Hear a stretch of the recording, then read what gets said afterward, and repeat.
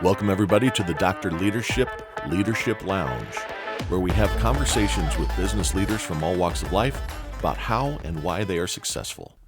Hey, everybody, welcome to another edition of the Dr. Leadership Podcast. Hope you're having an awesome day. Hey, very stoked today on the Leadership Lounge. I have Jim Carlough, an author and also a chief sales officer for mPulse, talking about his brand new book, and we're going to cover it today. First of all, let me give a quick introduction to Jim.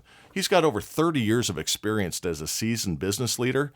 Jim has dedicated his career to developing the next generation of influential leaders. Jim has proven himself as a distinguished business strategist and leader who transforms the myth of born leaders into the reality of made leaders. Through his insightful workshops and personalized coaching, Jim addresses the critical leadership challenges aspiring leaders face, such as developing a leadership mindset, building cohesive and high-performing teams, and managing change effectively. Jim's unique approach is rooted in the belief that leaders aren't born, they're made. This philosophy drives his work and is the cornerstone of his new book, The 6 Pillars of Effective Leadership, A Roadmap to Success, which is what we're going to be talking about today. By focusing on those 6 essential characteristics of leadership, Jim offers a practical, actionable roadmap for managers and aspiring leaders who seek to build more productive, loyal teams. This book targets aspiring leaders, mid-level managers, and organizations seeking to enhance their leadership capabilities. Jim offers practical, actionable strategies that drive personal and professional growth. His vision is clear. Leadership is a never-ending journey. Totally agree with that. And the key to success lies in continual investment in one's leadership capabilities. His programs address common leadership misconceptions and provide the tools needed to navigate the complexities of team dynamics and change management. So, Jim, unbelievable this book that has come out. And I just want to welcome you to the show. Welcome to the Dr. Leadership Podcast. Brent, thank you for having me. I am really excited to be here. Well, it's awesome time to have you on. You know, I've had a chance to peruse the book. I know you just you finished writing it up. I think you said back in like August, September, came to print here just recently. And, you know, it's an effective book. I'll tell you, I think that leaders a lot of times try to think that the book's got to have 607 topics and you got to be everything all situational. And your 6 pillars really kind of hone in on it. And I want to get into the meat of the book here in a minute.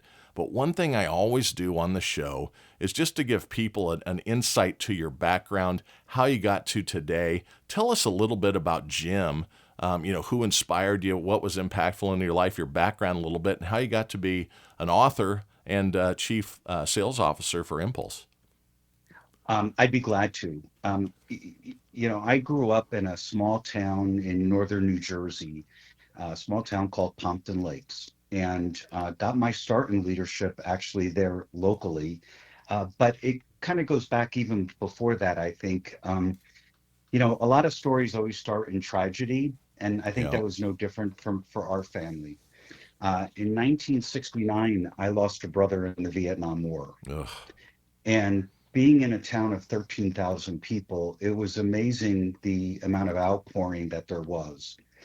Unfortunately, at the same time, it was significantly impactful to the family. My dad ended up suffering from anxiety and probably would have been called PTSD at the time. And he was a World War II vet, if I remember right, too, right? That is correct. He was a World War II vet, and this was the oldest boy in the family, second born child, his hunting buddy, and it really devastated him. And for months, it was hard for him to sit at the table and eat with us. Can't even imagine. And I remember asking my mom once, "How did you do it?" And she said, Dad had his, things to deal with. And she said, I had 3 additional children to raise. And she said, so that's where I put my heart. And, my parents, love my parents. My mom is 99 years old. Unbelievable. That's awesome. Turns 100 this April. And we can't wait to celebrate her. What a huge celebration. My mom's going to be 96, and we think we're, high-fiving about longevity, but going to be 100, going to turn 3 digits. That's phenomenal. Correct. So we're going to get to celebrate with her together, and so we're excited about that. But the small town that I grew up in, I actually ran, the year I graduated college, for local city council. and I won a city council position. And the first pillar in my book, which happens to deal with integrity, Yep. actually came originally from a meeting I had with the city administrator after the election. And he asked if he could talk to me, and I sat down with him, and he said, I'm not going to tell you ever how to vote or what decision to make. You're a smart person. You're going to make your own decisions. Yep. But I want you to do one thing every day. When you lay down at night and put your head on the pillow, I want you to ask yourself, did I do anything today that was self-serving and in only my own personal financial or personal interest that would hurt another individual or went against any norm of society? And if you can, What a great, great piece of advice. You and know, correct. And he said, if you can put your head on the pillow and say no, then you can rest easy. You've done a good job. And do you know that was 1983, and I still do that every night. that's great. And I'll tell you what, from a political stand, I think you were the youngest too in the township, or it was That an that all. is correct. Yeah, I mean, what an unbelievable graduating from college, and first of all, giving yourself to something bigger than yourself at that age is really uncommon, right? Brain doesn't develop fully until 26, and we're not even sure about that sometimes when I look around. But my tongue-in-cheek commentary is, I wish that gentleman would have spoken to everybody in Congress, because it is clear Exactly. that that is not the modus operandi that is very typical in our own governmental situation, our institutions. The last few days have been even more eye-opening than I was scared that it was going to be. But again, what an impactful person in your life. Are you still in contact with him? Unfortunately, he died a number of years ago, but a local reporter happened to call me and ask me if there's anything you remembered most about Don. And I told her that story. And she said, in her response to me, because she knew me from being in politics back then, Sure. and she and she said, she said, you've led your life that way, haven't you? And I said, yes, I have.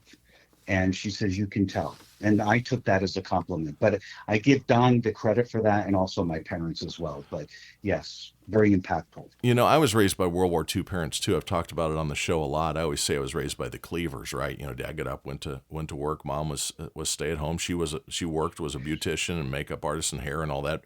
Actually made more money than my dad when they first got married. And then they started having kids, and the rest is history. And your mother reminds me of my mother, not knowing her. First of all, not just the longevity, but the state of her mind was, yes, it's terrible what's happened, but I don't have time to grieve. Your dad needs to grieve. I got to raise the family. And I'm sure that those attributes of your parents, my parents are very impactful on how I've led my business life and personal life. I'm sure that that is resonated throughout your book in a lot of different ways. I'm sure you'll find multiple references to things. There's a story in there. My dad didn't allow fighting at home, and there's Mm-hmm. a story in the book about compassion. And it's a story of when I was in middle school and I got provoked into a fight in a classroom Yep. and ended up getting suspended and having to face the principal, and the principal looking at my face and seeing the blood rush out of it when she told the both of us we were getting suspended. And she showed such great compassion because she knew when I got home it was going to be rough. That's Now right. my parents never hit any of us, right? They may Yep. have threatened, but they never hit any of us. But still, to get the wrath of dad for doing something that was to him a cardinal sin. A disappointment speech, Oh, yeah. Correct. Right through the heart. And right through the heart. And when it came time for that discussion, the principal had already talked to my mother, and my mother told me to stay in my room till I was called down. I got called down. My dad sat me down and he said, look, you broke the rules. You have a consequence you have to pay for. And I was like, I understand. And he said, but I also understand you were defending a female student who was being bullied by a boy. And I said, that is also correct. And he said, you did the right thing. That's right. That's right. And I said, okay. So he says, what are you going to do tomorrow? I said, I guess I'll be grounded in my room. He said, wait, you haven't been listening. He said, what are you going to do tomorrow? And I said, Dad, I'm grounded. He said, I never said you were grounded. He said, I told you you did the right thing. What are you going to do tomorrow? So the third time I thought I better come up with something better than stay in my room. So I said, I'm going to go fishing. He said, I think that's a great idea. That's He said, awesome. have a good day of fishing, but Uh, don't get in another yeah, fight. don't get another fight. That's awesome. Now, like you said, my parents weren't hitters either. Now, I told you my mom was a hairdresser and a beautician. I'll tell you what, she could chase and put the fear of God with a big hairbrush on you, though, chasing Oh you yeah, around the house. My brother was much worse. absolutely. My mom and dad were wore out. I was a late child, so I have siblings 18 years older, 16 years older, 11 years older. So by the time I came around, it was like, yeah, whatever. They were out of juice. So Well, I'm the one who gave my parents gray hair. I'm sure of that's that. right. I kept them young, as I say, to them. But so tell us a little bit about the impetus of the book. So you've had these great lessons. You just gave an example, and I want to get to integrity, and it is your first pillar. And as you said, it's really the foundational pillar, and we want to spend some good time there. But what in your life and your journey? So you had these. You really haven't finished how you got here. So tell us a little bit more about post life. You got into public service, and where did it go from there to develop up into these leadership skills and decide to write a book and share your stories that way? Well, I've been blessed enough to work with some terrific leaders and managers in my career that have really helped develop me, which is why I can say honestly, I wasn't born a leader. I developed and was made a leader. Gotcha. And so I began giving back about 20 years ago and started mentoring people, co-workers or young people in the organizations, and worked for companies that did a lot of mentorship programs. And I always volunteered to mentor. Mm-hmm. And about a year ago, I was speaking to someone that I continue to mentor for now some 20 plus years. And we were talking about the things that are missing today. And we started talking about some of the things that I believe in, like compassion and empathy and, and integrity as well. And that person said, well, why don't you write a book? And I like want to hit myself upside the head, right? Like Yep. who's, write a book. I mean, that's a lot of work. And it is, It is a lot of it is work. a lot of Yeah, it work. is. Um, and so I started writing down what would be the things that I want to pass down. And I didn't want to write a book that had just business principles in it or how to read a financial statement. Mm-hmm. I wanted something that most schools don't teach or that you can only get from someone who has lived it. And so I started writing words down that I called characteristics, Yep. integrity being one, Yep. and saying, why is this important? And how does one develop it? And the book is unique because I do three things in the book. One, I tell you about the pillar. I tell you why it's important. More importantly, there may or may not be a personal story to tie it together. Yep. But every chapter has real world examples of people who lead with that characteristic. So, for example, when you think about empathy, I think of Howard Schultz, the original CEO of Starbucks, Mm-hmm. and some of the things he did for Starbucks employees, like putting college fund money away for them, and really thinking about what do these people need. He was putting themselves in their shoes, and they were coming to work being loyal every day, and he found a way to give back to them. So every chapter has at least one example, if not more than that, of real world people who actually demonstrate these in real life other than Jim Carlough. I'll tell you, I need to tell a story because it's impactful in my life around that, the compassion thing. So, as I said, I was a late child, and my dad's dad, Sidney Taylor, who started a family business in 1940, had $1,000 and started a commercial refrigeration business in Des Moines, Iowa, and had one truck, a lady that answered the phone, and a service technician, and grew it into a very large company that was bought by Ingersoll Rand in 2002. But he died before I was ever born. So I lived vicariously through stories of him. And my mom shared a story, oh gosh, 3 or 4 years ago now, and she shared it a couple times now, but talking about compassion. When the business, so he died in 1959, so this is in the 50s, and one of his employees came up and it was payday and was getting the check, and he says, I need payday, rent's due. And the story goes that my grandfather said, what do you mean rent? You don't, you aren't buying that house? You don't own that house? And he goes, no, I can't afford the down payment on a house like that. It's $700. And my grandfather said, hold on. And he went back in his office. He came back up with a personal check for $700, and he handed it to him and says, you go buy that house. You shouldn't be renting at your age. Get those kids and yourself into a financial situation that's better. And he goes, well, I can't, I'll pay you back. And he just said, no, you've been a good employee for a long time. Let's just take this as a bonus to you. But go out there and start buying that house instead of renting that house. And it was just like, What a good man. yeah, what a good thing, And like you talked about Howard Schultz doing it and others paying it forward. I read a great story just before I came downstairs where there was a guy and he was in a restaurant with his 3 kids and his wife, and he's a successful guy. And he's handling the kids, they're like 2, 4, and 6 or something. So you can imagine at a restaurant that's like loose cannon, right? You're trying to keep them all corralled together. And they went to pay the bill, and the receipt came over, and it was paid for, and it was from a guy, and it said, dinner's on me. Thanks for being a good dad and showing those that are or aren't looking what a good dad looks like. And it was from a retired Army sergeant.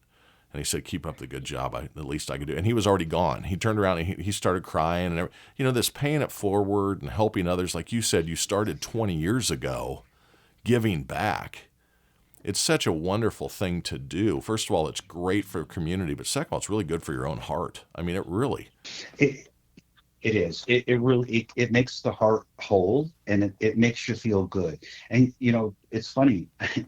Every now and then I do what I call Pay It Back Friday. Mm-hmm. And in the McDonald's or Pay It Forward Friday. Yeah. If I'm in the McDonald's line or something, paying for the person behind me. Yep. Right. Great. Somebody who doesn't know me, don't need to know me, just so when they can get to the window, I can see the smile in their face. In the rearview mirror, you look and go, really? Yeah. Yeah. You just made that person's day. It may have cost you $6. I know my wife gets on my back when I do that every now and then, but the reality is that smile means more than anything. That person's going to go through that rest of the day thinking about the nice person that bought them breakfast. And they're going to tell everybody they talk to that day of that great experience that then resonates with those people to think about Correct. doing something. It's like a falling card, the lines of cards where are dominoes and turns into this wonderful domino effect, I guess I'd call it, now that I've got the analogy put together. But that's a great story on compassion. So in the book, you said, you started writing these things down. And what are the 6 pillars? Let's just start from the beginning of the big ones, and then I know you want to get into the foundational one, the first one, but why don't you tell us the 6 pillars real quick? So the 6 pillars, in the order they're in the book, are integrity, compassion, empathy, humor, focus, and stability. All right. And I love all of those. Have touched on shows in just about all these. And the funny thing is the humor one is very important for good leadership. And there's all sorts of studies. I can't remember what episode it was. This was over a year ago, so episode 80 or something.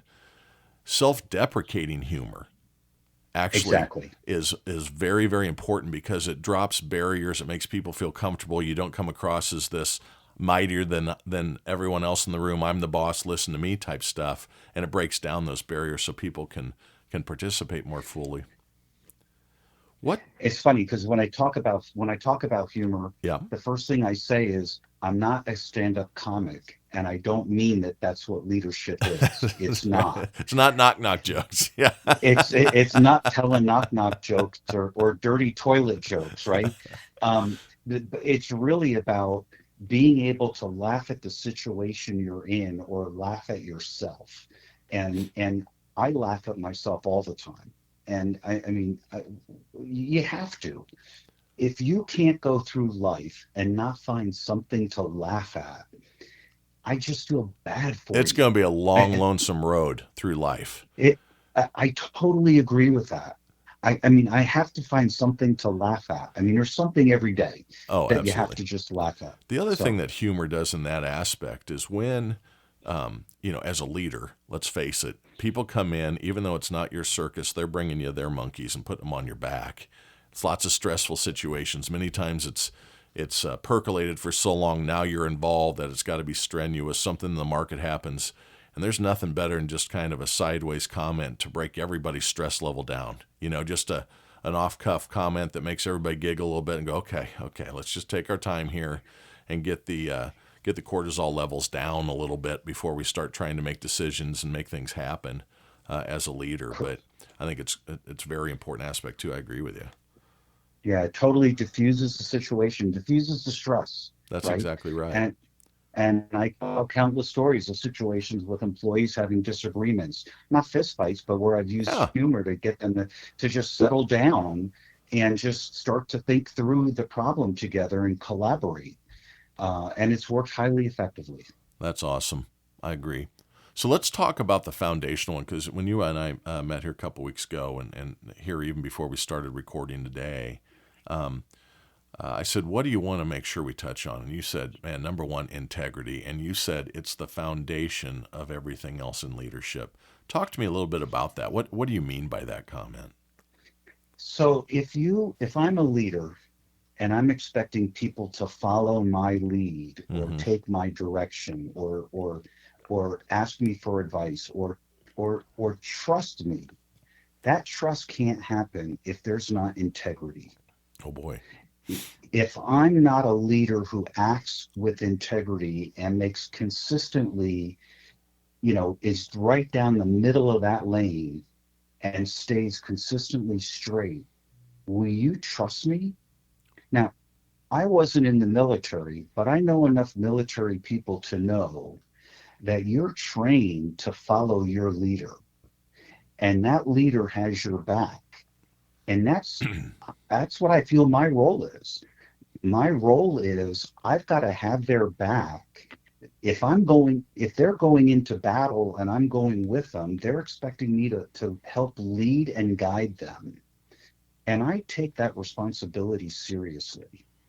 And so to me, you can't have trust. You can't have loyal employees. You can't have committed employees if you don't have integrity. It really creates the followership, right? I mean, it's the baseline for all other items. If they don't feel they can trust you, they aren't going to follow you. They aren't going to go through, the proverbial go through the wall for you, go over the hill for you, whatever you want to use there. It does start with building trust, and there's nothing better to build trust than they can count on you. I know he's not They going to lie. I know he's not going to cheat. I know that it's from a position of purpose and position of trying to make us better, right? Hence integrity. correct. And that's why it's non-negotiable in my book. What's the story? You say a lot of the books have some stories around integrity. Do you have anything in particular that really resonated with you when you were writing that chapter of the book? It was really the Don Crum reference to the city administrator, Yep.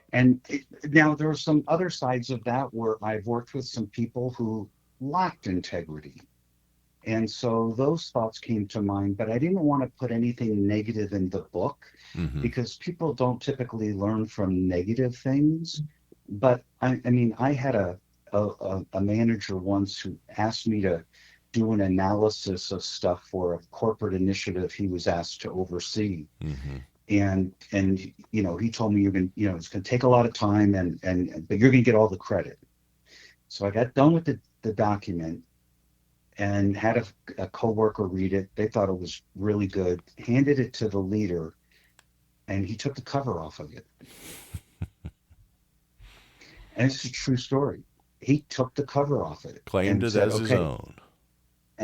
and took it to a meeting, and he claimed it as his own. Ugh. Now, good thing it was good, because had he read it and it was crap, right, he would have come back and blamed me for it. But That's at exactly. least it Put the was cover good. back on. That's right. I didn't do this. Look, here's the Yeah, here's the exactly staple right. mark. This knucklehead. But so, and we all have situations like that in life, and but again, I'm very blessed. Those are very few that have happened in my career. Very, very few. You bring up an important point there on the book. You don't want to bring any negativity into it. I think when people are reading something around leadership principles and these characteristics and these pillars are great, when they're reading it, they themselves have their own example in their mind of so and so didn't do it that way, and that's why I didn't do well with them. And not to put the excuse that performance didn't go well, it had to be someone else's fault, blame the leader, whatever. But the pace of the leader determines the pace of success of the team, etc. But I think people will insert those bad examples or how not to do it, right? You can write a book a couple ways. One is how to do something or how not to do something. When you show a good how to do something book or list of attributes, the how not to do it, people are able to come up with on their own. They Absolutely have correct. that memory like you did of someone taking credit and taking the cover off. You know, Yes.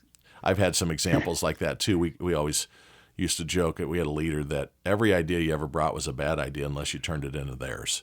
And half the time they'd turn it into their, you'd go in and you'd say, I think we ought to do this, this, this, and this. I'm not sure that'll work. Then the next team meeting the next week, I've been thinking.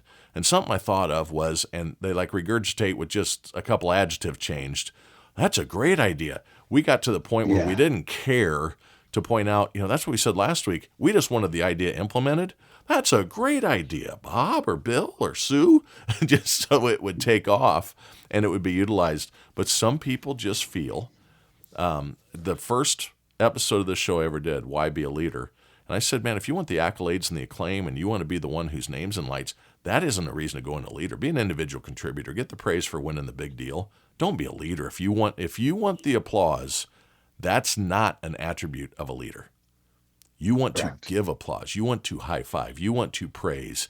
You want to publicly tell people how it's going. Never use words like I. Use words like we or the team or they.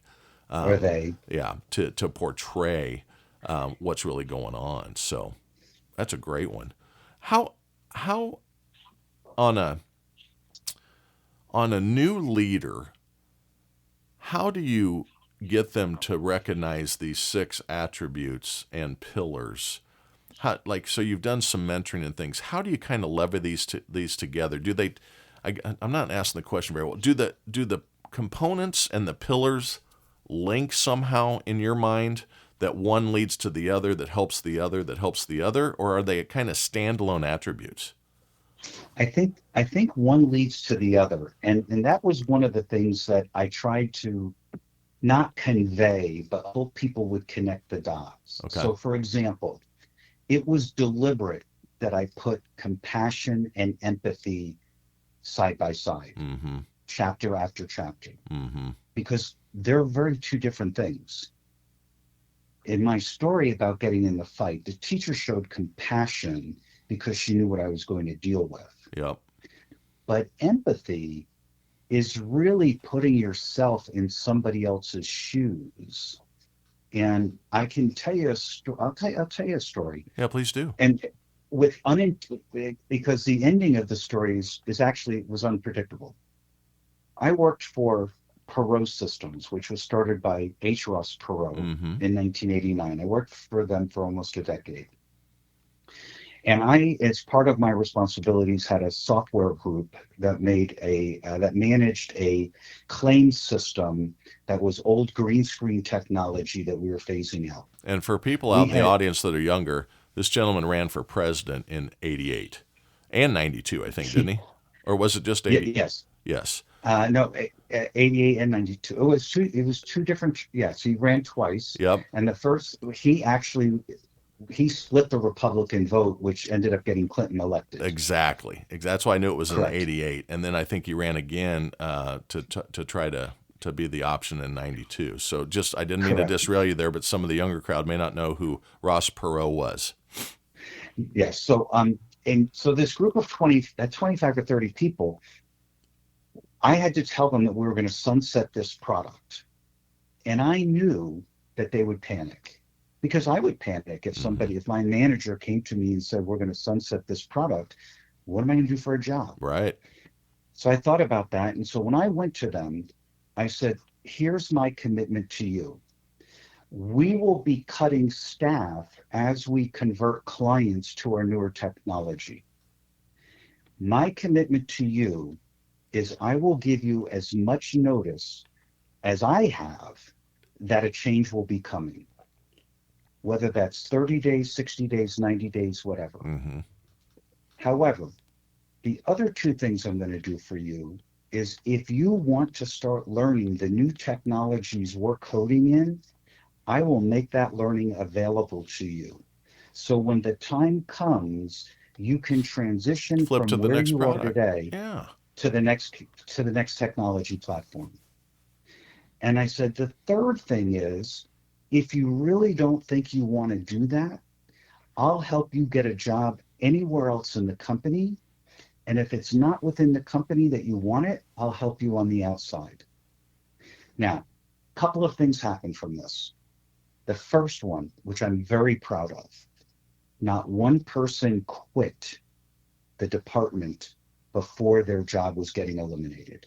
Followership. Not, Yep. not one person. That's great. The second thing, 100% of the people remained employed after their job was transitioned. So you set them up for Some did, success. Yeah. some of them didn't stay long, but they at least gave it a shot. Here was the thing I didn't expect. This process took a couple of years. Mm-hmm. Through those 2+ years, that department had the highest employee satisfaction rating of a 20,000 person company. That's awesome. I never expected that.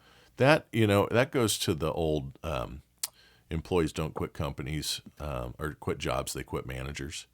And you Correct. showed empathy, right? And compassion, but you showed empathy because you were managing their fear, right? You could put yourself in their shoes going, man, they're going to be wanting to put resumes together and start at that time. It would have been going through the papers looking for opportunities and word of mouth in this thing.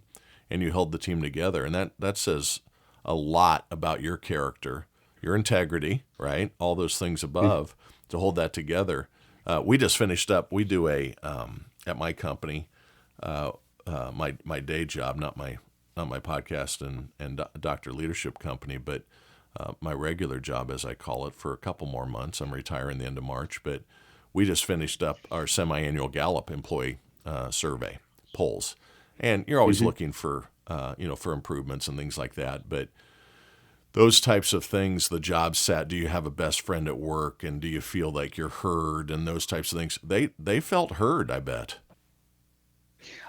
I think they felt heard, and here's the other nice thing, and I I I think I've done a good job as a leader and as a manager, and I point to the fact that on Boss's Day, there are people from that team that still email me and That's thank me. awesome.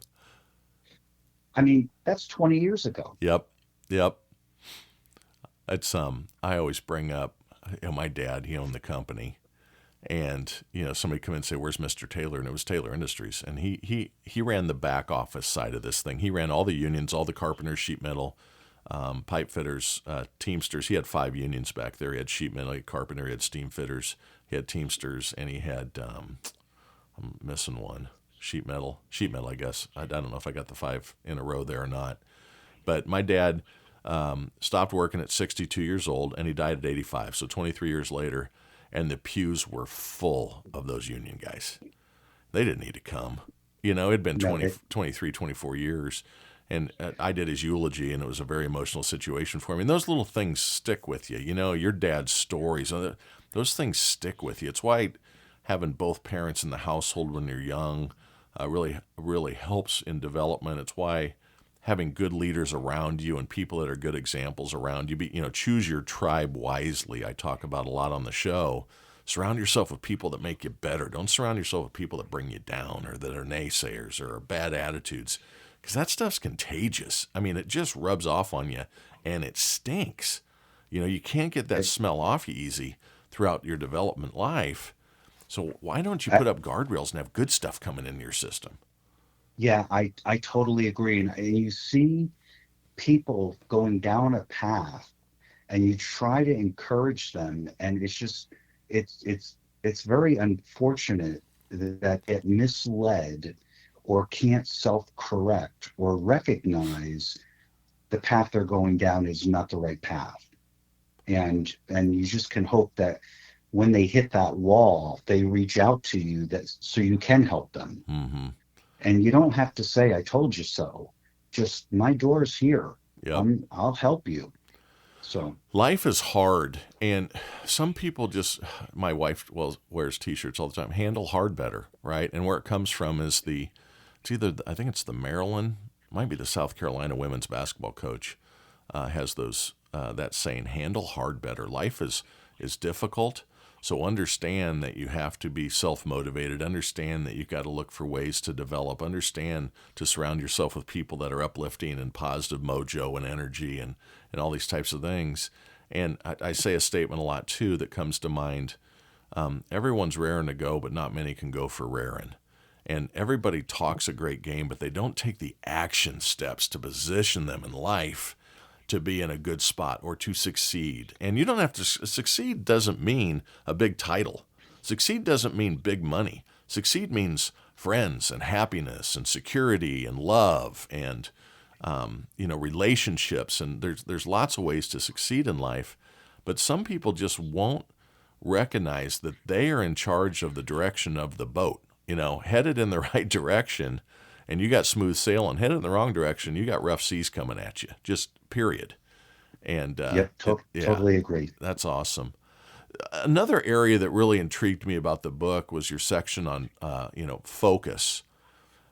What, for the audience's edification, what is the core concept around focus as one of the main pillars?